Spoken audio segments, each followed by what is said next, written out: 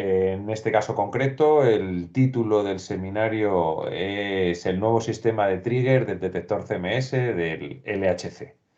Cómo seleccionar colisiones a 40 MHz, que va a ser impartido o desarrollado por el doctor Santiago Folgueras Gómez, cuyo extenso currículum no detallaré, y simplemente diré que, bueno, que él es profesor ayudante doctor de la Universidad de Oviedo, responsable del grupo de muones del CMS durante los años comprendidos entre el 2017 y el 2019.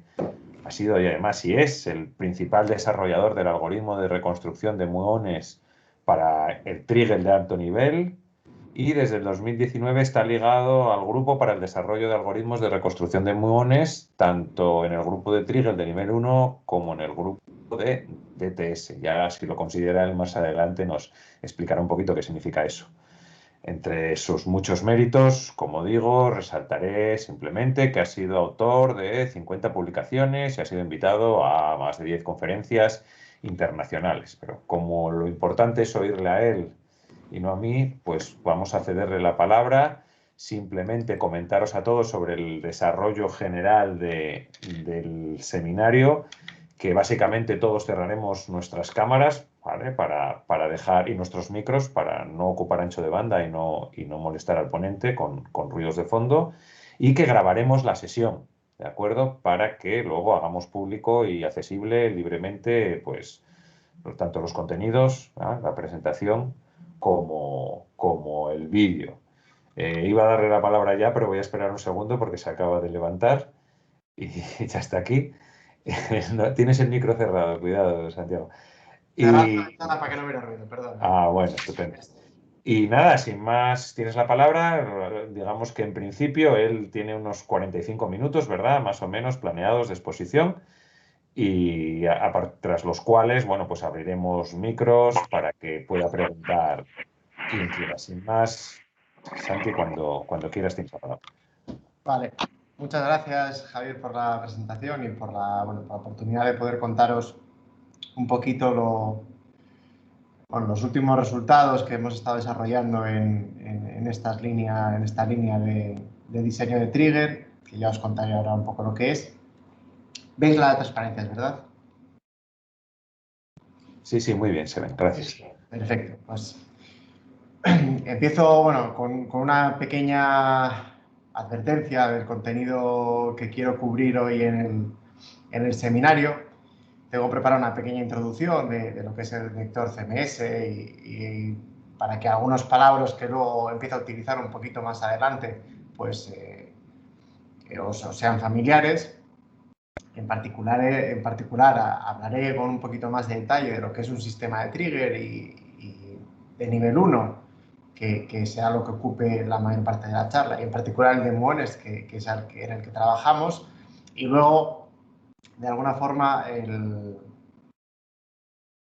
la parte más avanzada o más detallada de la charla son los dos puntos que versan sobre la reconstrucción de patrones, tanto las cámaras de deriva, aunque muchas veces me saldrá, en vez de cámaras de deriva, me saldrá de test, ¿vale? Drift tubes, como la reconstrucción de patrones para la asignación de momento, que ya os contaré cómo va.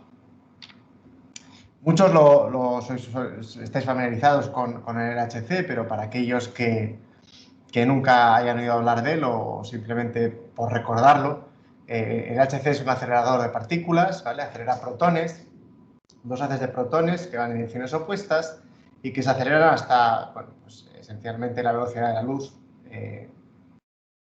con una energía de centro de masas de diseño de 14 teraelectronvoltios, aunque en la actualidad estamos corriendo a 13, y es un túnel, es un acelerador que está localizado dentro de un túnel excavado a 100 metros de profundidad con una longitud de 27 kilómetros. Si veis ahí el dibujo, por donde iría el LHC, y dándole un poco de contexto con el lago alemán que veis al fondo y los Alpes, ¿no? Para que veáis un poco el tamaño del acelerador. En 4 puntos de este acelerador se colocan detectores de partículas, CMS, Atlas, LHCb y ALICE, que son los 4 detectores que están operando en la actualidad en el LHC, y nosotros en el grupo de Oviedo trabajamos en CMS y será de este el que os voy a hablar. CMS pues es, como al igual que Atlas, un detector de propósito general, llamamos, ¿vale? Eso quiere decir que de alguna forma está preparado para ser capaz de medir las propiedades de cualquier partícula que se produzca en su interior, en las colisiones que tienen lugar en su interior, y luego tiene que estar preparado pues, para detectar cualquier tipo de física que se pueda producir o que se pueda deducir de ahí, ¿vale? Hay otros detectores que están más dedicados a otras cosas, pero CMS y Atlas están preparados un poco para todo.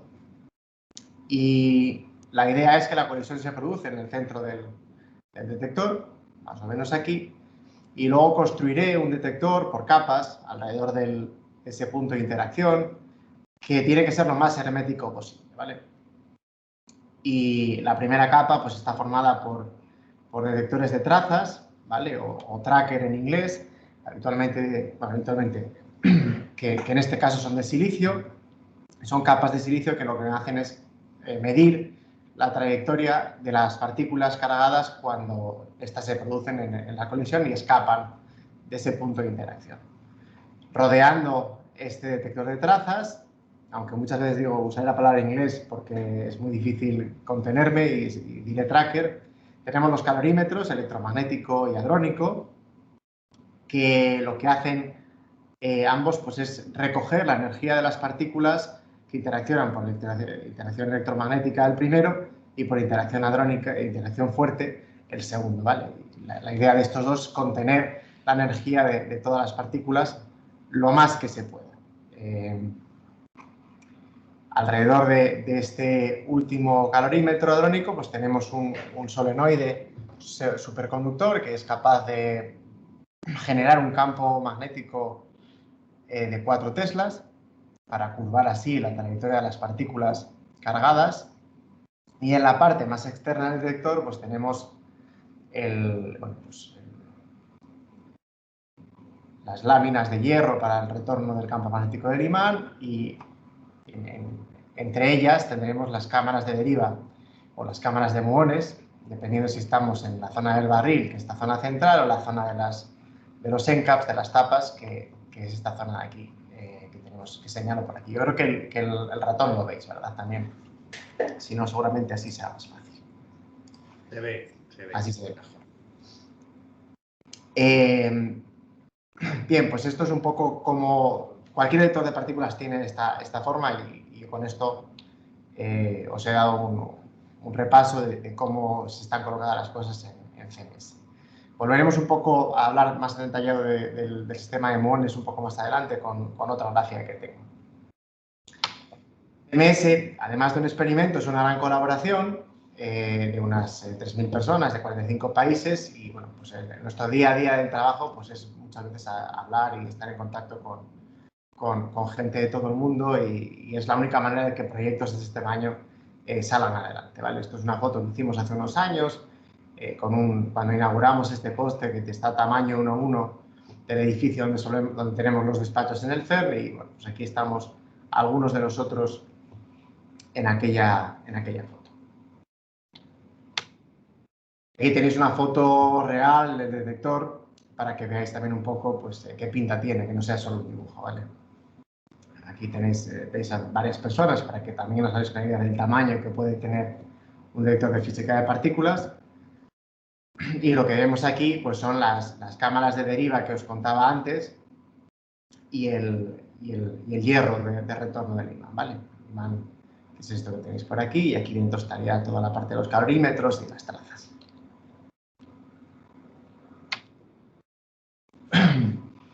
Os decía antes que la idea de un detector de física de partículas es que sea lo más hermético posible para poder captar o capturar todas las partículas que se generen en el punto de colisiones, ¿vale?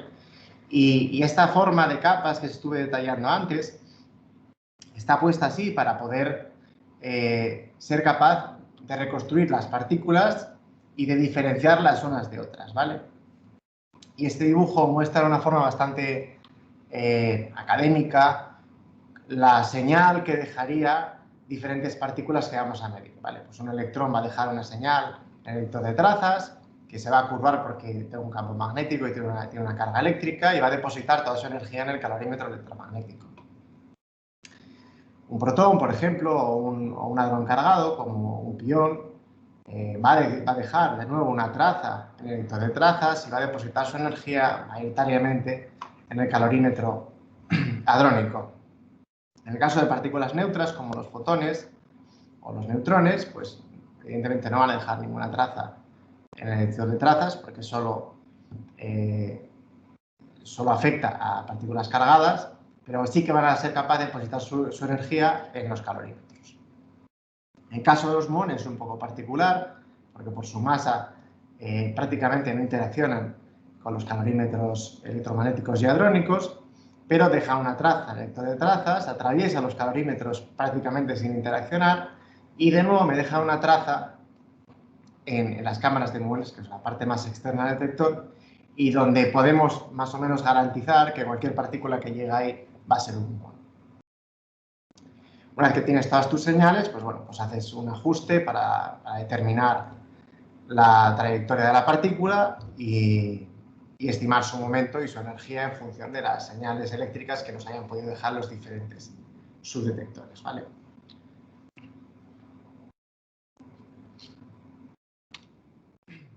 Y cuando hacemos todo esto con un programa más bien complicado, el resultado que se obtiene pues, es como el que veis en esta imagen, donde veis cada una de esas líneas y colorinos que veis aquí, pues son las líneas amarillas, son las trazas en el detector de trazas, las líneas azules y verdes pues son depósitos en los calorímetros y estas líneas rojas son la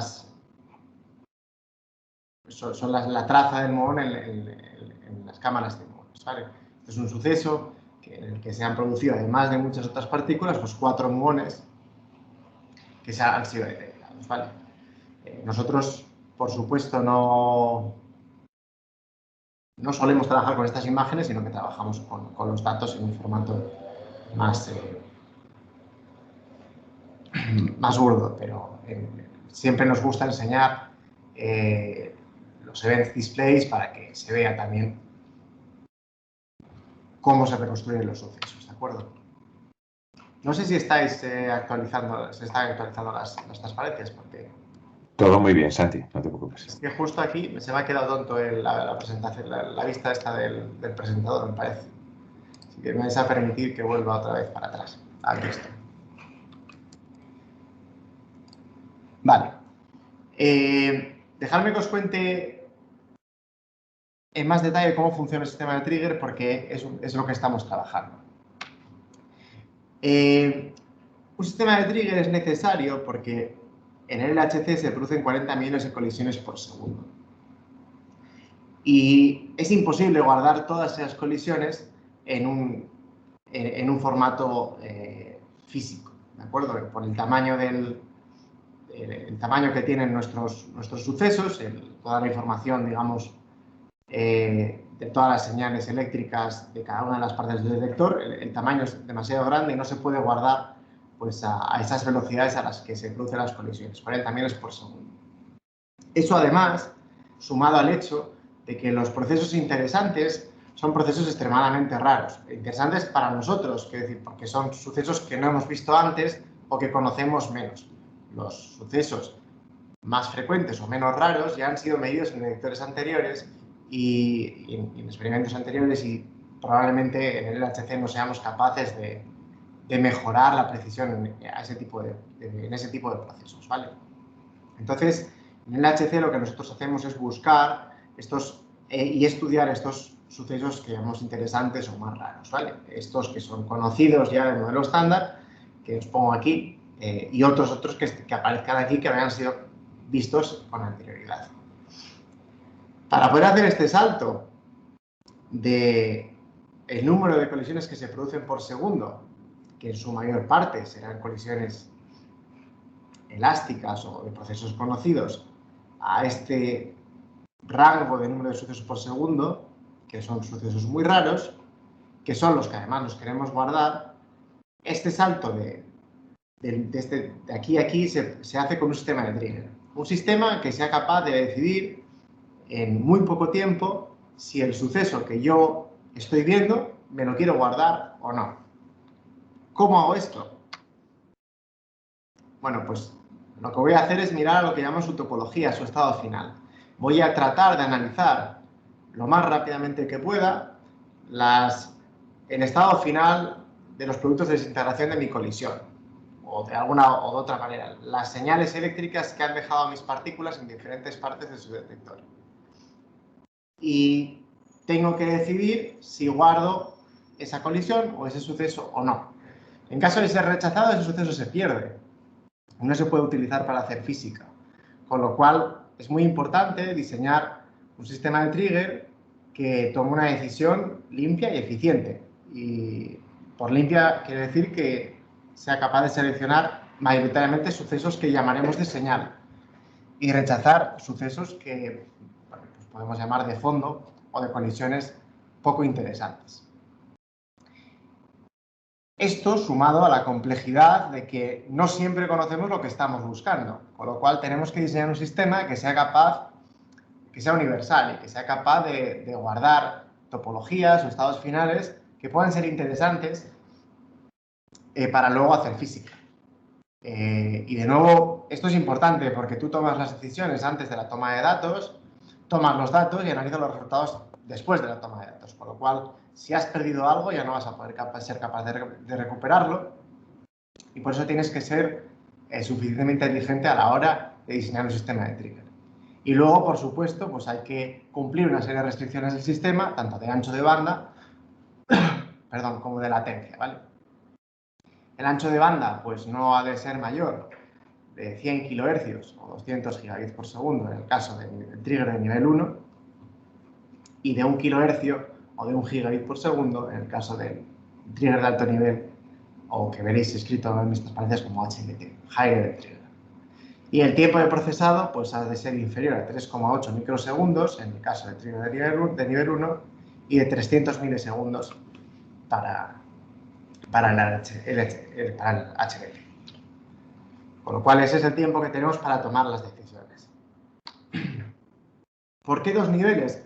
Bueno, pues el primer nivel, que como visteis también funciona mucho más rápido, es un nivel de toma de decisiones basado en hardware que utiliza información de baja resolución de los subdetectores, típicamente calorímetros y cámaras de muones, y bueno, almacenamos los datos mientras se toma esa decisión en buffers, en memorias intermedias, en buffers, para luego pasarle esa información al siguiente paso en caso de tomar una decisión afirmativa acerca de si guardo esa colisión o no. ¿Vale? La decisión se toma, como os decía antes, en 3,8 microsegundos, aunque para fase 2 ya os discutiré un poquito más adelante qué es esto de fase 2. El tiempo que vamos a utilizar es un poquito mayor y con este sistema de trigger, primer paso, somos capaces de reducir de los 40 megahercios de colisiones que se producen hasta 100 o en fase 2, 150 kHz. ¿Vale? En ese primer filtrado se utiliza información, como digo, de baja resolución. El segundo filtrado ya es un filtrado de más alto nivel, es un filtrado que está escrito en software principalmente y se corre una granja de bueno, pues 26.000 CPUs, aunque en el futuro seguramente sean GPUs, y ya en este punto utilizamos la información completa del detector, aunque no tan completa como hacemos, nosotros decimos offline, como hacemos cuando reconstruimos nuestro suceso, pero sí que ya somos capaces de utilizar la información completa del detector y correlacionarla de diferentes subdetectores, ¿vale? Y con este último paso somos capaces de ir desde los 100 kHz hasta aproximadamente 1 kHz, que es lo que podemos guardar en disco. Guardar en disco y procesar en tiempo más o menos real, para que no se nos acumule, porque tampoco si no tienes forma de luego sacar toda esa cantidad de datos del CERN y distribuirlo a nuestro sistema de de computación.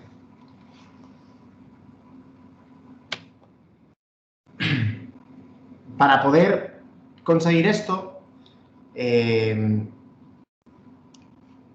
en particular ya hablo del sistema de trigger de nivel 1, que es en el que nos centraremos a partir de ahora en esta charla, pues toda la electrónica está formada por un conjunto de tarjetas ACTA que son tarjetas personalizadas y que emplean una o dos FPGAs. En la actualidad se utilizan unas Virtex 7 y en fase 2 utilizaremos unas Virtex UltraSky más y seguramente un módulo de inteligencia artificial. El motivo por el cual se ha decidido pasar de chips dedicados, personalizados, que es lo que se hacía en muchos casos, lo que se hace, digamos, en muchos casos en la actualidad a FPGAs, es porque las FPGAs son más económicas y porque permiten un diseño modular y flexible de los algoritmos.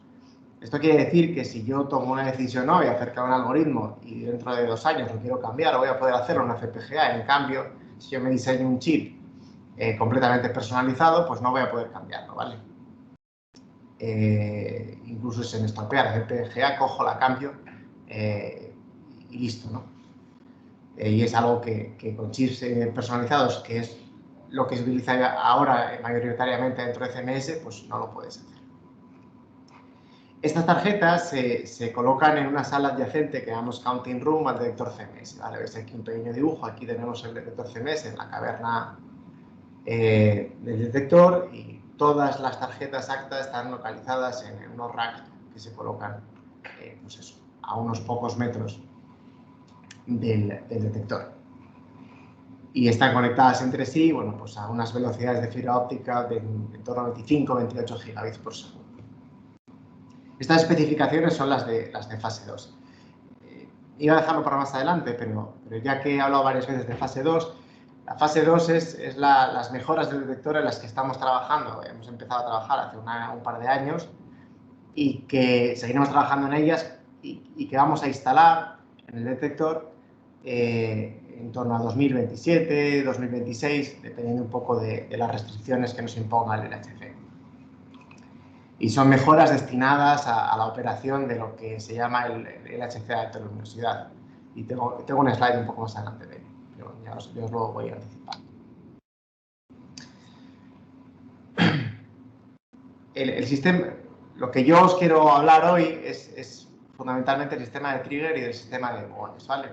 El sistema de muones lo solemos, tenéis aquí coloreadas, digamos, las diferentes subdetectores que componen a su vez cada una de las partes del sistema de muones y lo solemos repartir, lo solemos dividir en 3 regiones más o menos grandes.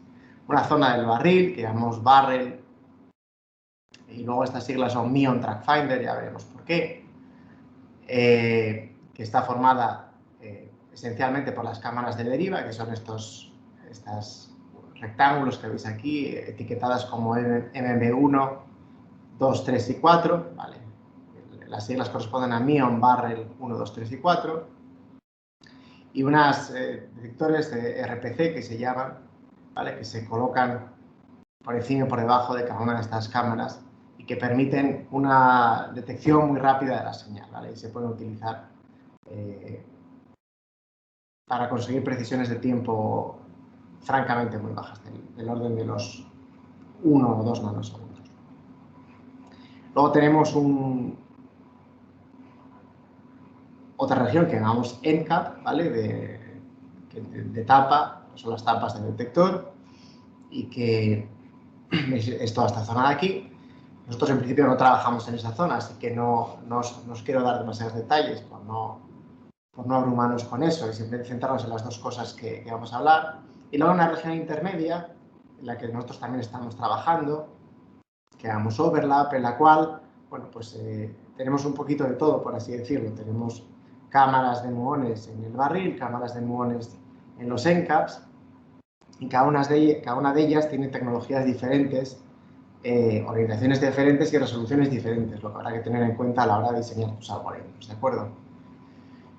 Lo que os voy a contar hoy va a ser sobre la parte del barril en primer lugar y luego sobre cómo reconstruir el momento de los muones en esta parte que llamamos overlap, que es bastante complicada. Os contaré los algoritmos de reconstrucción de patrones que estamos enseñando para esta zona del barril y para esta zona de aquí.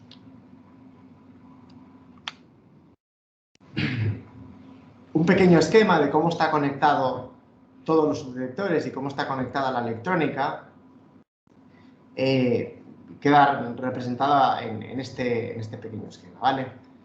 Se empieza de arriba hacia abajo, donde tenemos la información que sale del detector, de los subdetectores. Aquí tenéis las directives, las RPCs, las TSCGMs. Estos son siglas que visteis en la transparencia anterior y no me paren en ellas. Esta es la parte del ENCAP, esta es la parte del barril.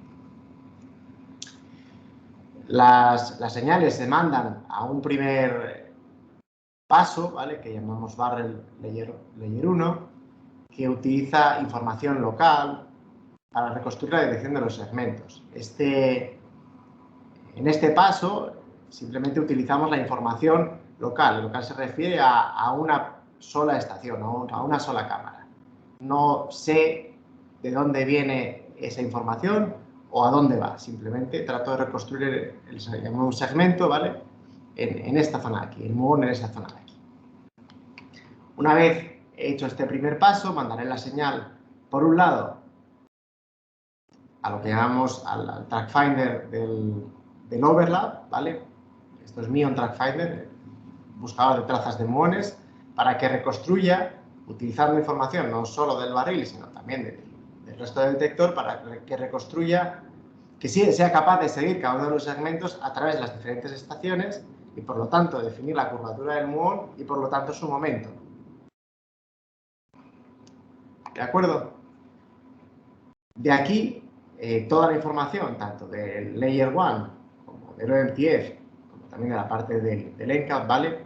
Se envía a lo que llamamos el trigger global de muones o correlador, que toma como entrada no solo la información del sistema de muones, sino también la información del sistema de trazas. Y con todo ello, reconstruye muones en todo el detector. ¿De acuerdo? Va a ser capaz de seguir la traza de los muones desde el punto de interacción hasta el final. Esto es algo nuevo en fase 2 que no ocurría hasta ahora. En fase 1, en los datos que estamos tomando ahora, esta parte de aquí, que pongo Track Finder, no existía. Y digamos, este último bloque cogía las entradas solo de la parte de arriba. No tenía esa capacidad de correlacionar información con las trazas. Y esto es un paso muy grande de mejora que nos vamos a encontrar en fase 2 con los algoritmos nuevos que vamos a desarrollar con respecto a lo que veníamos haciendo hasta ahora. Aquí tenéis un pequeño esquema de cómo probamos los algoritmos. Empezamos diseñándolos en C++ y luego pasamos a diseñarlos en HLS, en High Level Synthesis, para luego terminar por integrarlos en una FPGA. No quería parar mucho tiempo aquí, porque en principio es un esquema muy sencillito y simplemente para que veáis por dónde pasamos. Siempre vamos a empezar en C++ y luego pasamos a HLS. Y en principio la charla de hoy nos vamos a centrar sobre todo en esta primera parte, aunque hablaré de alguna cosita ya integrada en FPGA y como el algoritmo y las comparaciones entre el algoritmo, digamos, diseñado en C++ y el algoritmo final y el acuerdo que tienen entre uno y otro.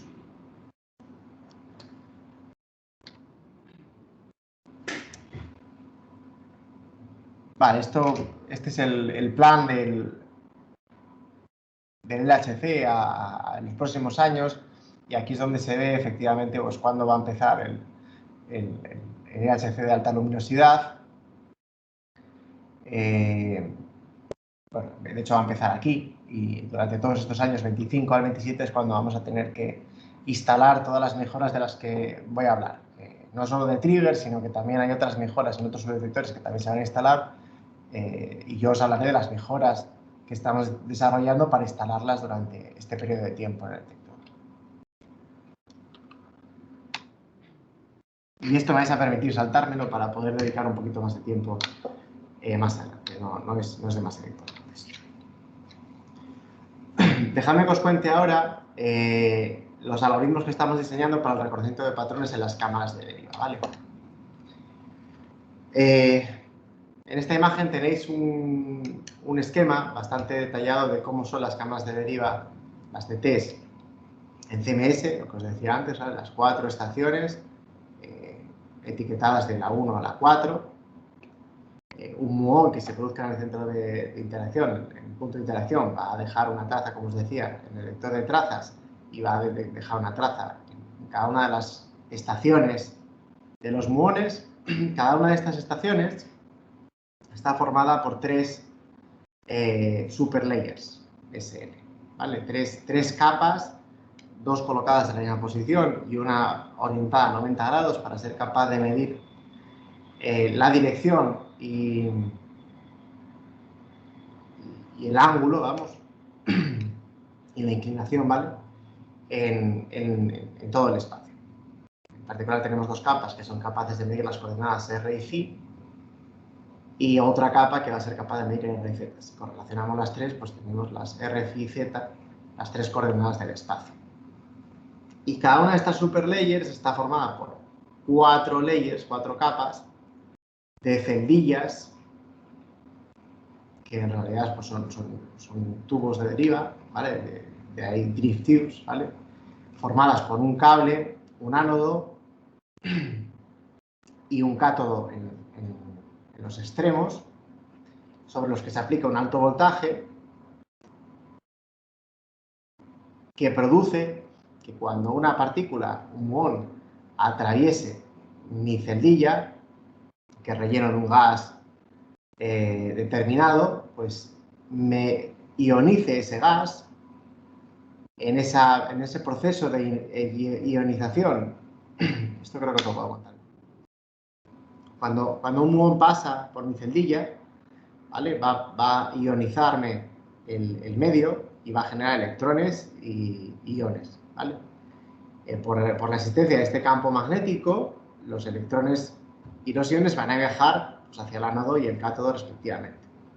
En ese viaje van a adquirir más energía, tanta más cuando lleguemos cerca del ánodo por el aumento del campo magnético, del campo eléctrico, y con el ánodo yo recogeré una señal eléctrica que será pues, la suma de todos mis electrones, esencialmente, ¿vale? El propio campo magnético campo eléctrico permite amplificar la señal y por lo tanto ser capaz de medirla. Al final, en estas cámaras de deriva, los que estamos midiendo son tiempos. Tiempos que tarda en llegar mi señal, el tiempo que ha tardado en llegar una señal, presuntamente de un muón que ha atravesado mi celdilla, ¿vale? Habrá un pequeño delay debido a la electrónica y demás, y entonces, si quiero conocer la posición por la cual ha pasado el muón, tengo que o bien utilizar información de otras celdillas y sustraer esta parte común, este pequeño retraso, o bien utilizar un sistema de referencia externo que me permita medir ese retraso de la electrónica, ¿de acuerdo? En particular, nosotros vamos a usar el resto de las celdillas para ser capaces de estimar ese tiempo de retraso de la señal que es intrínseca a la electrónica y que no nos da ningún tipo de información de cuánto ha tardado la señal en llegar desde donde se ha generado, o dicho de otra manera, la posición del muón y el cable. Y por supuesto, el tiempo que tarda va a depender de la velocidad de deriva, que es dependiente del campo eléctrico y del campo magnético, y también de la mezcla del gas que tengamos aquí dentro.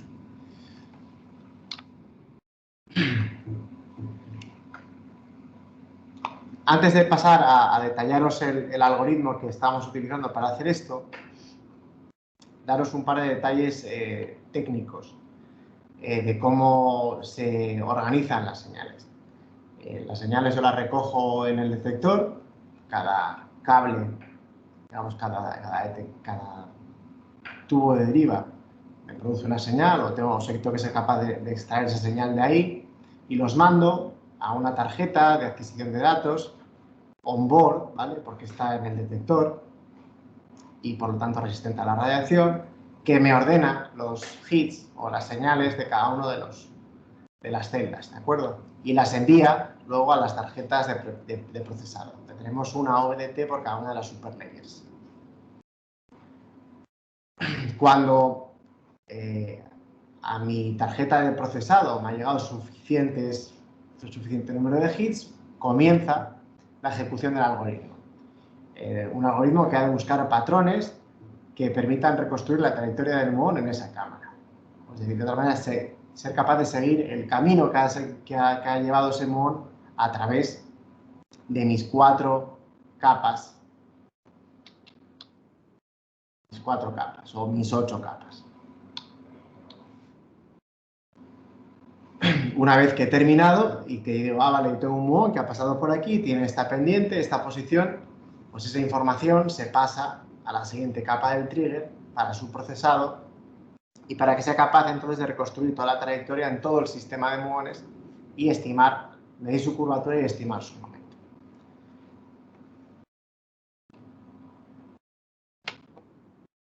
Vale. ¿Qué algoritmo o cómo funciona el algoritmo que estamos utilizando para reconstruir patrones en estas cámaras de deriva? Bueno, el algoritmo es relativamente sencillo. En este caso, aunque estamos evaluando opciones más complejas que solucionan algunos problemas que detallaré un poquito más tarde. Tiene 3 partes. Una parte de agrupamiento que consiste en seleccionar patrones de 3 o 4 celdas disparadas que son compatibles con una línea recta. Las trazas de los muones dentro de las cámaras de deriva son líneas rectas en realidad, ¿vale? No hay campo magnético, el campo magnético es despreciable y por lo tanto pues, los muones se comportan como una línea recta. Y lo que voy haciendo es deslizar, una vez que me ha llegado una señal o un hit, voy deslizando una ventana de 10 celdas, esta pequeña pirámide, por toda mi superlayer y voy buscando dentro de los patrones compatibles con una línea recta, voy buscando señales en cada una de las superlayers de arriba. Una vez que he identificado que tienes 3 o 4 hits compatibles, como os digo, con alguna de estas rayas que veis aquí pintadas, pues esta serie de 4 patrones con sus tiempos lo paso al siguiente paso del algoritmo, que es donde se hace un ajuste para determinar, por un lado, el tiempo medio, ¿vale? O el tiempo que llamamos Bands Crossing, ¿vale? BX. Esto es terminología que nos dice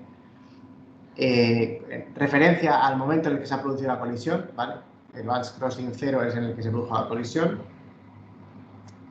Y una vez que tengo estimado el tiempo en el que se ha producido la colisión, pues simplemente pues, resuelvo esencialmente una índice de mínimos cuadrados para poder obtener la posición X en la cámara, ¿vale?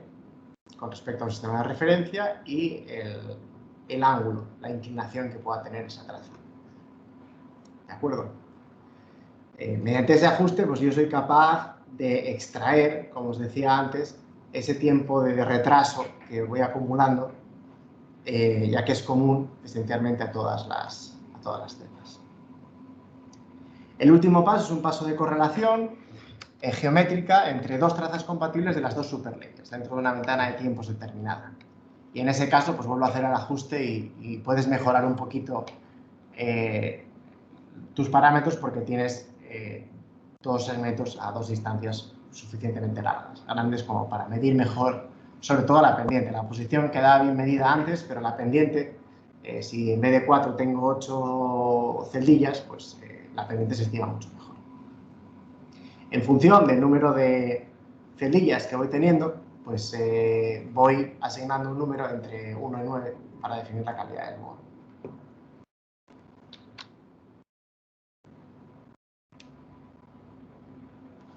En las siguientes transparencias tenéis los resultados de eficiencias que medimos usando este algoritmo y a la izquierda veis El resultado para cualquier calidad, ¿vale? Este número que os decía, y donde veis también la robustez que puede tener frente a diferentes escenarios de fallo del sistema. En principio no comentaré nada de esto, pero bueno, simplemente que sepáis que estamos valorando posibles fallos del sistema y a pesar de todo pues conseguimos bastante eficiencia. Y aquí este gráfico a la derecha tenéis las diferencias para las diferentes calidades. Evidentemente, cuanta más calidad, más preciso será el patrón, pero también menor eficiencia voy a tener. Eso es evidente. Las resoluciones con respecto a los algoritmos de reconstrucción offline, pues también muestran unos resultados francamente buenos. Tenemos una resolución en tiempo menor que 3 nanosegundos, en la posición de 10 milímetros y en la pendiente de 7 miliradianes. Cada estas gráficas, bueno, simplemente eso, nos interesa más que el valor, ¿vale? Al final esto es cada una de las estaciones MB1, MB2, MB3 y las diferentes ruedas. El barril tiene 5 ruedas, menos 2, menos 1, 0, 1 y 2. ¿Vale? En principio, pues simplemente con estos valores de aquí yo creo que tenéis una idea suficientemente buena de lo que estamos haciendo. ¿Vale? El último punto es el último punto que hay que tener en cuenta a la hora de diseñar un trigger, que no lo hablé hasta ahora, es que esta alta eficiencia que uno siempre desea cuando diseña un algoritmo es que ha de conjugarse con un ancho de banda o ancho de salida controlado. No te puedes columpiar, ¿vale? En este caso, el ancho de banda de salida es menor que 0,6 gigabits por segundo, cosa que está dentro claramente de la capacidad de transmisión de la fibra, pero bueno, en ciertos casos o en ciertos detectores esto podría suponer un problema. En el caso de muones no debería serlo, como efectivamente se comprueba, ¿vale?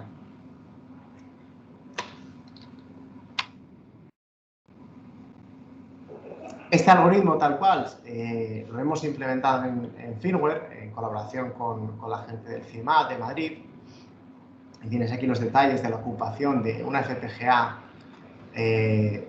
Virtex 7 de este algoritmo y esencialmente lo que ocupa cada una de las partes del algoritmo. Veis que la parte de agrupamiento es la que esencialmente la más pesada de todas, la que más recursos consume y la que de alguna forma también más esfuerzos lleva y en la que más esfuerzo estamos intentando poner. Y ahora os contaré un poco por qué. Y con eso, no sé cuánto tiempo me queda, pero con eso yo creo que voy a tener que terminar. Antes de llegar a contaros aquí, quería simplemente remarcaros que con esta implementación en firmware del algoritmo que os acabo de explicar, hemos estado tomando datos y hemos comparado los resultados que se obtienen de los datos con los resultados que obtenemos con el emulador, lo llamamos emulador, con el programa de C++ con el que hemos diseñado el algoritmo.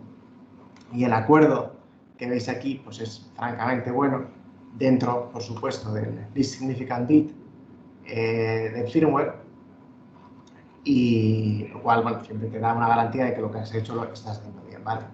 El prototipo que tenemos funcionando a día de hoy se va a integrar dentro de unas pruebas, un sistema de pruebas más completo donde se incluyen las siguientes capas del trigger. Y el acuerdo lo veis aquí escrito en las tablas para diferentes calidades.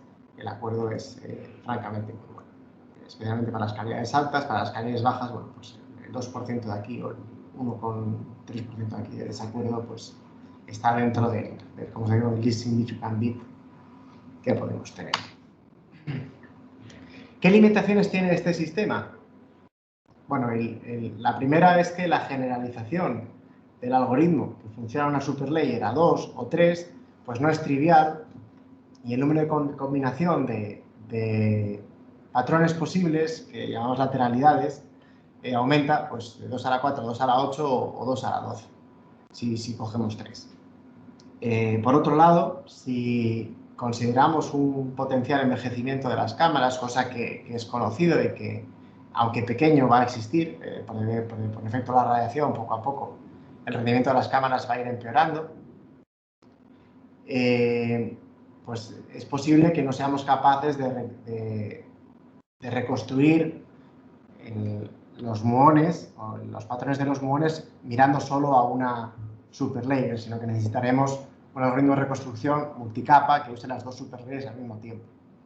¿De acuerdo? Ya que los escenarios más pesimistas nos apuntan a que la eficiencia puede reducirse hasta en un 60%.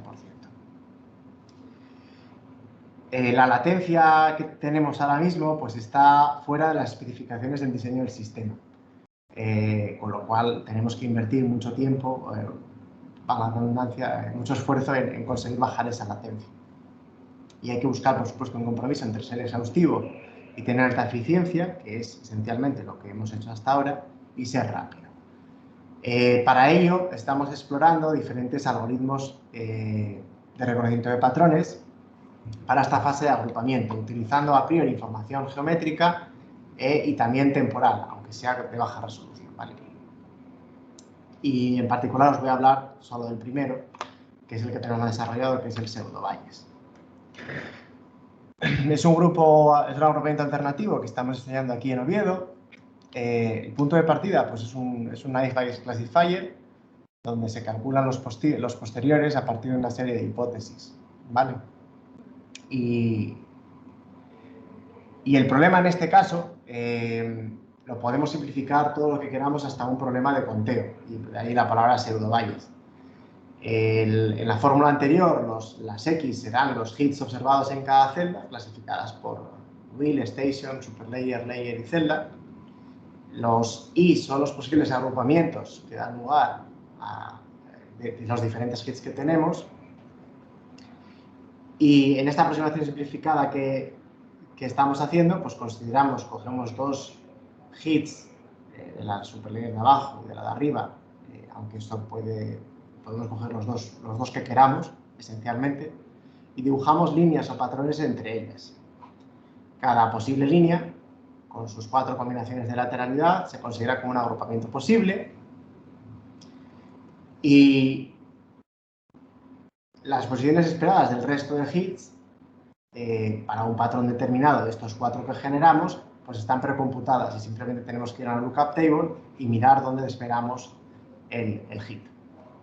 Y de forma que solo tenemos que contar cuántos hits reales se ajustan a ese patrón.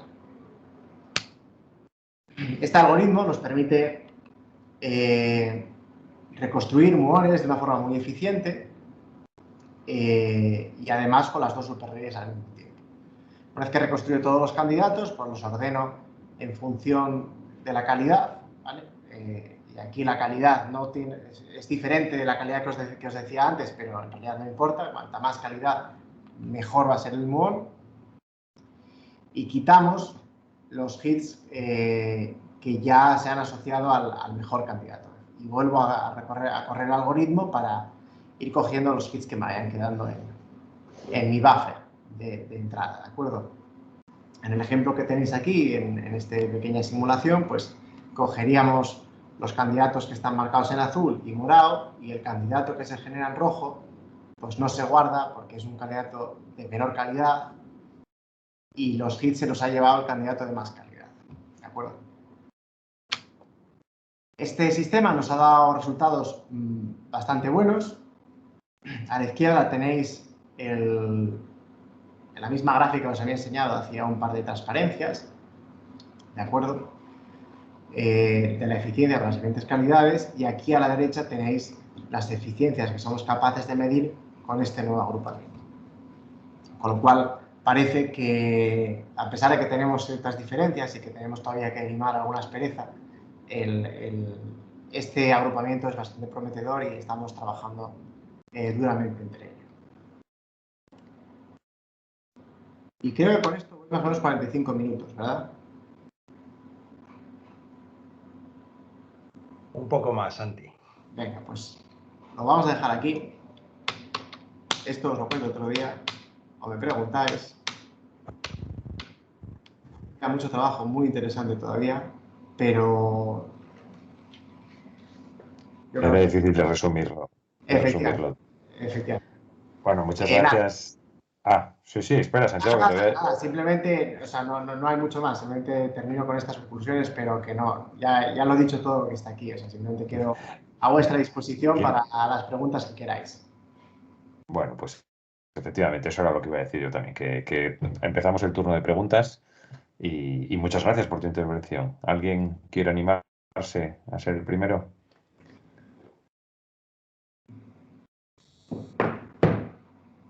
Podemos utilizar el procedimiento de abrir el micro o levantar la mano, lo que queráis, tampoco. Ah, pues Pablo, venga, adelante. Hola, muy buenas. Yo creo que no nos conocemos personalmente. Yo vengo del área de electrónica, sé que había estado colaborando con mi compañero Manuel. Y hay una cosa bueno, en primer lugar, muchas gracias por la presentación, me parece de ciencia ficción, me parece increíble que esto funcione. Y a mí se me escapa completamente cómo funciona. Pero tengo una duda que no entendí de la transparencia 21.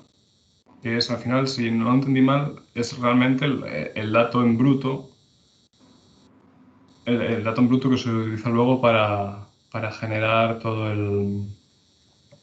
la información, ¿no es así? Sí, correcto. Sí, Ah, efectivamente, el dato en bruto es el tiempo que tarda en llegar una señal, o el tiempo que tú mides llega una señal en cada una de las celdillas, si quieres. sí, al final, yo como lo entendí es como si fuese una foto, o sea, cada celdilla es un píxel de la imagen y cuando llega el muón, ahí se detecta que ha llegado algo, pero ese tiempo, o sea, hay dos detectores, uno es esa celdilla con el campo eléctrico y otra cosa es esa otra cosa que se llama el scintillator, que no sé lo que es. Vale, bueno, a ver, este esquema bueno, es un esquema genérico, no es estricto de CMS, ¿vale? En CMS, olvídate, porque el scintillator este no lo tenemos, el centellador este no lo tenemos. Es lo que, bueno, podríamos tenerlo si utilizáramos otro detector, pero en realidad no lo estamos usando. En CMS solo utilizamos la celdilla, propiamente, ¿de acuerdo? Tú tienes Sí. tus 4 celdillas agrupadas de 4 en 4, si quieres en la transparencia anterior, en la transparencia 20, ¿vale? Ujú. Tienes cada una de estas celdillas aquí, y cada una de estas, pues, cuando un muón pasa por aquí, pasa por mi cámara de muones, me deja una señal, como tú dices, un píxel, yo recibo una señal en cada uno de esos cables, por cada una de esas celdillas por las que ha atravesado. ¿De acuerdo? Y mi electrónica va a leer esa lectura. Pues la celda 25 me ha llegado una señal a la celda 25 en el tiempo tanto. Me ha llegado una señal en la celda 24 en el tiempo tanto. Vale, o sea, lo que me dices es la diferencia de tiempos entre dos celdas. Exactamente. Entre Vale. tres, en realidad, entre tres para poder resolver la ecuación de mínimos cuadrados de forma unívoca. Porque si solo cojo... El problema que tiene estas celdillas es que yo no sé si mi muón ha pasado por la izquierda o por la derecha de la celdilla. Por la izquierda o por la derecha del wire, del cable. Yo solo pido Eh, tiempos. porque vosotros detectáis el muón cuando llega a ese cable que pone ánodo. Claro, cuando la señal del muón, que son electrones, Vale, eh, vale, vale, vale. me llega al ánodo, yo detecto la señal. Pero claro, yo no sé si la señal se ha producido a la izquierda o a la derecha del ánodo. Sí. Vale, entonces con tres resolvéis Sí, la intervención. eso es. Vale, vale, pues yo lo entendí. Vale, ahora por fin ya entiendo cómo es la historia. Vale, vale. Bueno, Muy pues bien. Vale, muchas muchas gracias por la gracias. pregunta, Pablo. Y bueno, ¿alguna más?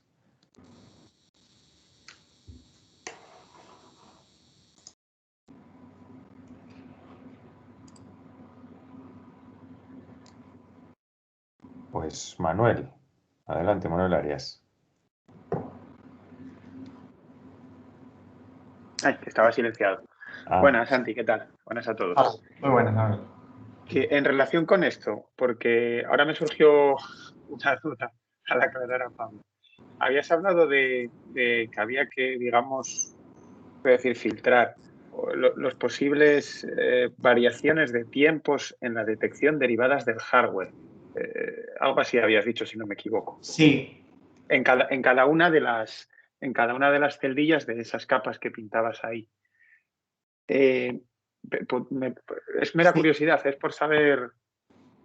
Sí, claro, cada cable esencialmente pues tiene su longitud y entonces la señal va a tardar en llegar un tiempo, que será tu tiempo de deriva, lo que llamas tiempo de deriva, que es el tiempo que ha tardado en viajar la señal dentro de la celdilla, entre donde se produjo y el ánodo, y luego los tiempos de retraso de electrónica, que son pues inherentes a la propia electrónica y a la longitud de la fibra óptica que tengas, esencialmente. Entonces tienes que diferenciar de ese tiempo de la electrónica del tiempo de deriva, que es realmente el que te interesa para poder conocer la posición por la cual ha pasado tu muón. Vale. Y el tiempo de la electrónica es conocido, quiero decir, ahí se sabe cuál va a ser la latencia de cada una de las...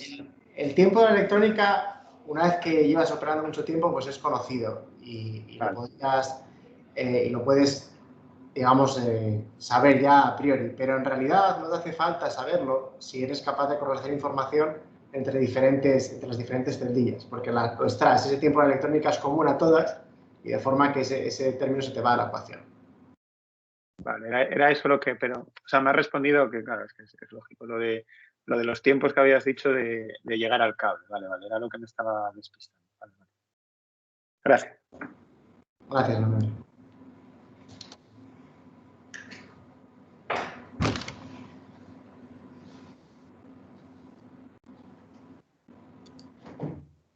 Bueno, seguimos a la espera. ¿Alguna pregunta más?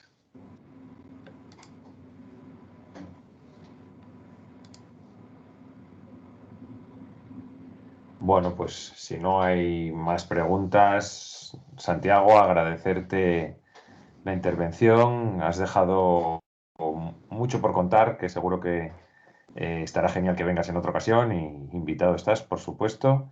Y a todos los asistentes, pues daros las gracias por haber venido y esperamos contar con vosotros en la siguiente que anunciaremos ya dentro de poco por los canales habituales. Y con esto damos por finalizado el segundo seminario ICTEA de este año 2021 y nada más. Aquí lo dejamos y espero veros a todos en el siguiente. Muchas gracias. Muchas gracias. Gracias a todos. Hasta luego. Gracias, hasta luego. Hasta luego.